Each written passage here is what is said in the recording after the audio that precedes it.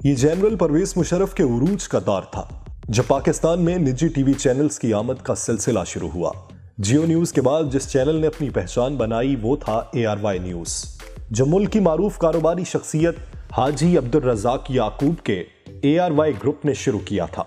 हाजी अब्दुल रज़ाक सोने की तजारत करते थे और उनका ग्रुप उस वक्त भी कई कंपनीज का मालिक था। 2014 में उनके इंतकाल के बाद हैरानकुन तौर पर इस ग्रुप की हुक्मरानी उनके भतीजे सलमान इकबाल ने संभाल ली।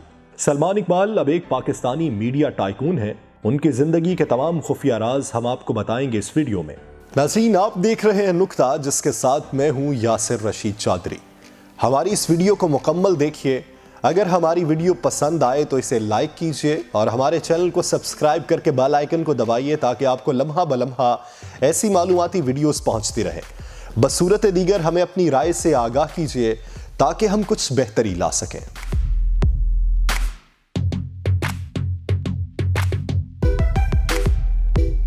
सत्ताईस अक्टूबर 1974 को दुबई में पैदा होने वाले सलमान इकबाल ने अपनी जिंदगी का बड़ा हिस्सा दुबई में ही गुजारा है। हैरानकुन बात यह है कि एक मशहूर शख्सियत होने के बावजूद ना तो कोई उनकी तालीम के बारे में जानता है और ना किसी को उनके वालिदैन के बारे में कोई इल्म है।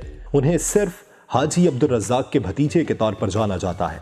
ARY न्यूज और ARY डिजिटल के साथ साथ वो ARY ग्रुप के भी सरबराह हैं और इसके अलावा वो फिल्म प्रोडक्शन के मैदान में भी अपने कदम जमा चुके हैं। लेकिन उनको असल शोहरत उस वक्त मिली जब उन्होंने पाकिस्तान सुपर लीग के पहले एडिशन में कराची किंग्स के नाम से एक फ्रेंचाइज टीम खरीदी। वो टीम के मैचेस के दौरान स्टेडियम में अपनी पुरजोश स्पोर्ट्स से खिलाड़ियों का हौसला बढ़ाते हैं। आजकल अक्सर वो इस टीम के मरकजी खिलाड़ी और पाकिस्तान के सुपरस्टार बल्लेबाज बाबर आजम के साथ अपने इंस्टाग्राम पर नजर आते हैं। 1999 में उनकी शादी सबीन सलमान से हुई, लेकिन उन्होंने PTV की मारूफ अदाकारा सोनिया खान से दूसरी शादी की, जिनसे उनकी 2 बेटियां हैं। वो निहायत बाअसर शख्स समझे जाते हैं और पाकिस्तान के अमीर तरीन लोगों में से एक हैं। विकिपीडिया, फोर्ब्स, IMDb और दीगर कई ऑनलाइन सोर्सेज के मुताबिक उनकी दौलत का तखमीना तकरीबन $114 मिलियन यानी 17 अरब 63 करोड़ पाकिस्तानी रुपए से भी ज्यादा है।